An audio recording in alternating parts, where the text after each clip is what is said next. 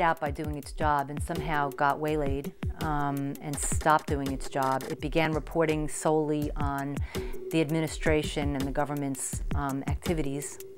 The news media, while yielding a fact here, a fact there, failed again and again to connect the dots.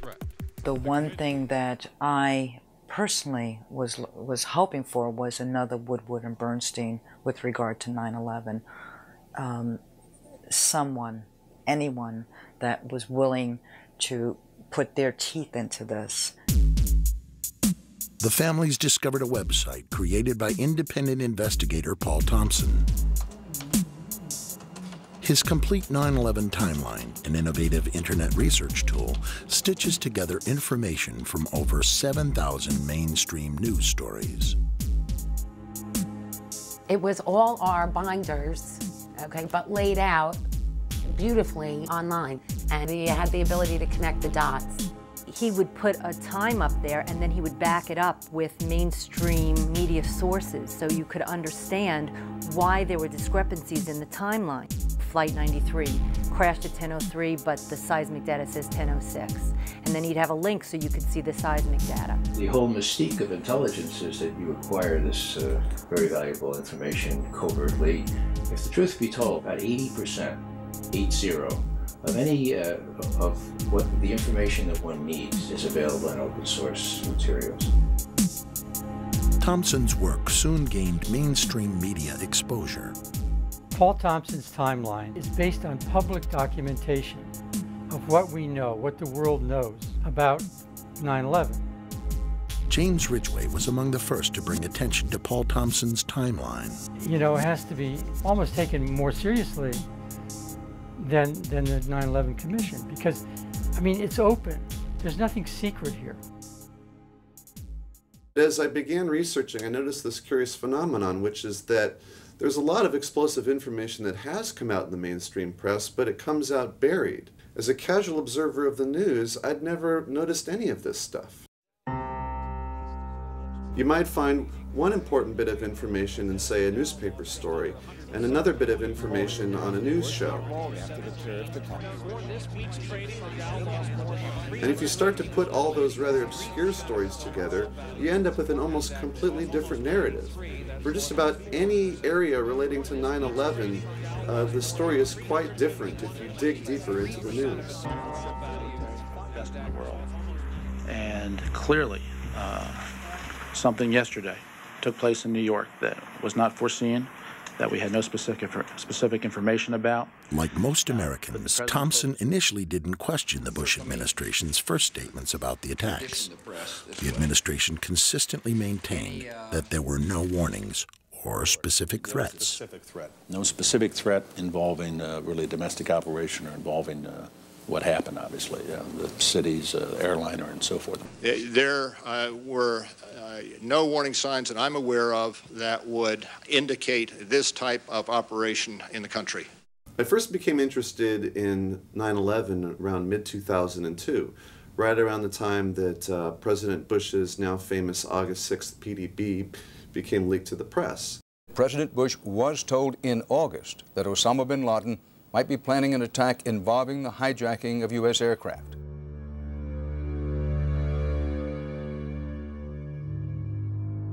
Dan, it was a revelation that the White House had no intention of making public, and officials spent the entire day in full damage control. I don't think anybody could have predicted that they would try to use an airplane as a missile, a hijacked airplane as a missile. Nobody in our government, at least, and I don't think the prior government that could envision flying airplanes into buildings on such a massive scale.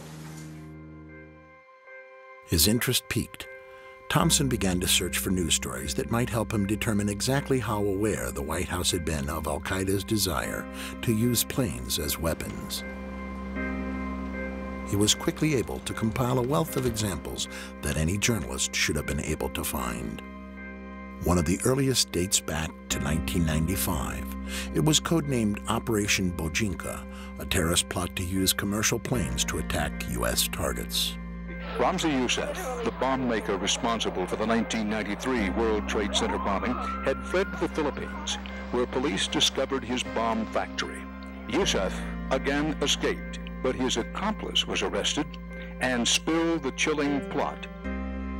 Operation Bujinka, a plan to blow up multiple airliners over the Pacific, was heavily reported, but Thompson noted most journalists failed to mention the second aspect of the plot. Only CNN International dug deeper into this story. In confidential documents from the Philippines obtained by CNN, the plan was clear.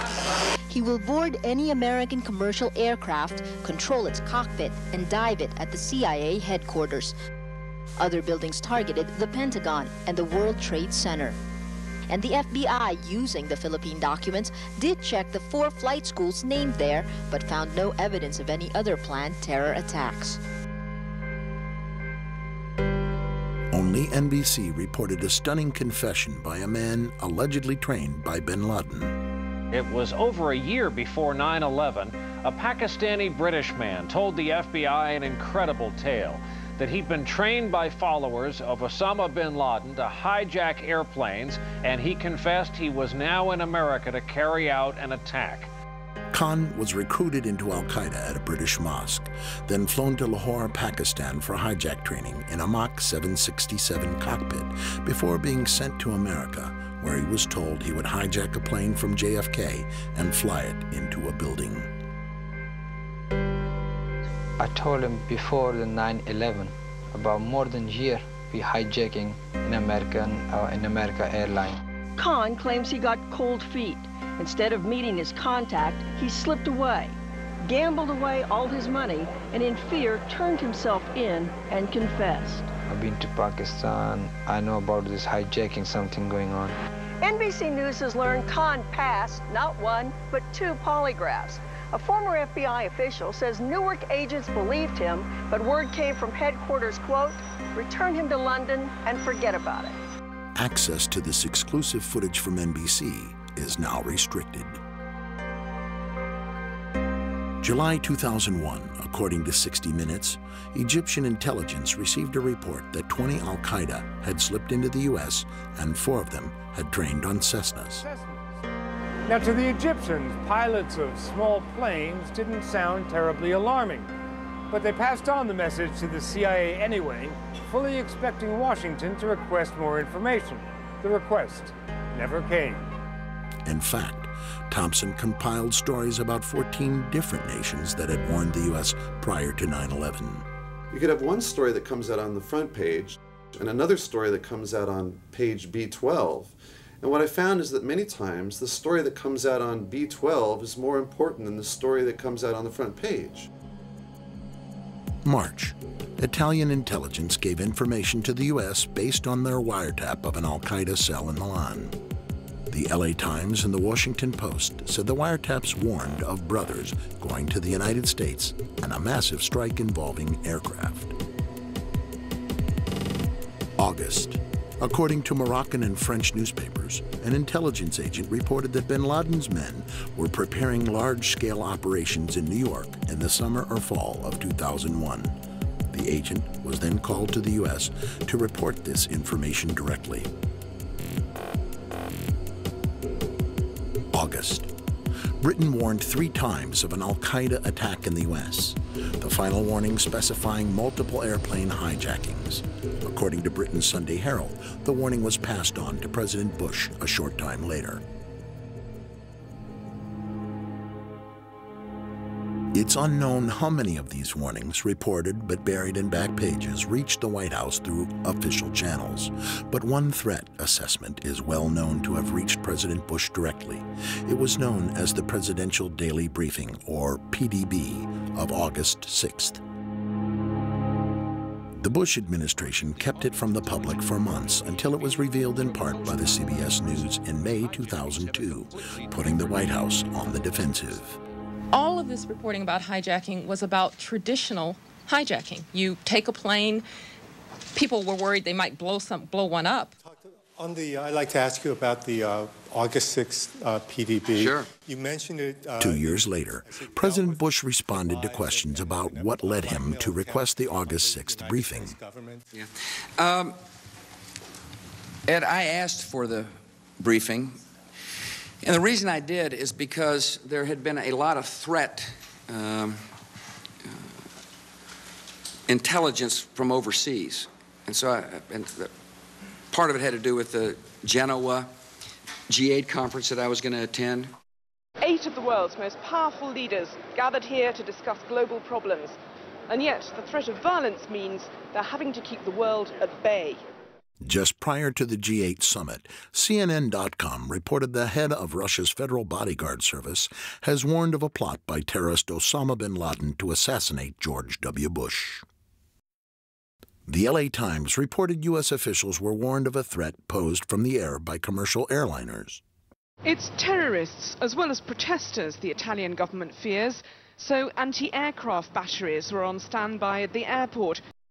Condoleezza Rice was present there, President Bush, Ari Fleischer, Karl Rove, President Bush's own family. They were going to sleep on a boat so that a plane couldn't go into a building. This floating resort will be home for 3 days for the G8 leaders, necessary for their safety. If the August 6 PDB was prompted by a threat from the air in Genoa, clearly President Bush, his spokesperson Ari Fleischer, and his national security advisor Condi Rice were more than aware of the threat of planes as weapons, but the news media appeared to miss the lead. You have information about simultaneous hijackings, no specific threat, planes being used as weapons. I don't think anybody could have predicted Specific targets, including mentions of Pentagon, World Trade Center. Nobody in our government, at least, and I don't think the prior government could envision flying airplanes into buildings.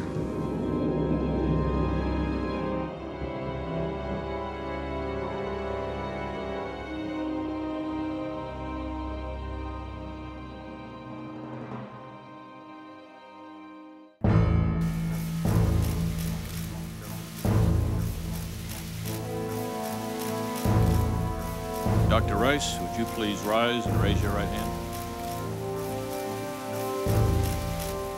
You swear or affirm to tell the truth, the whole truth, and nothing but the truth.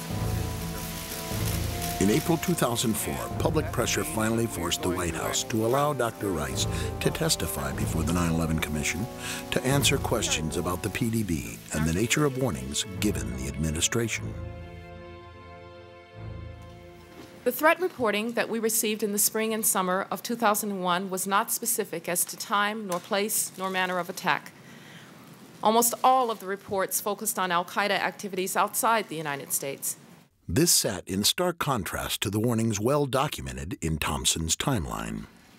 What the August 6th PDB said, and perhaps I should read it to you. We would be happy to have it declassified in full. When she was testifying, one Ben Venice was really trying to get into the nitty-gritty. Did you tell the president at any time prior to August 6th of the existence of al-Qaeda cells in the United States? First, let me just make certain. If you could just answer that question, first, because I only have a very limited... I understand, Commissioner, but it's Did you tell the important that I also address...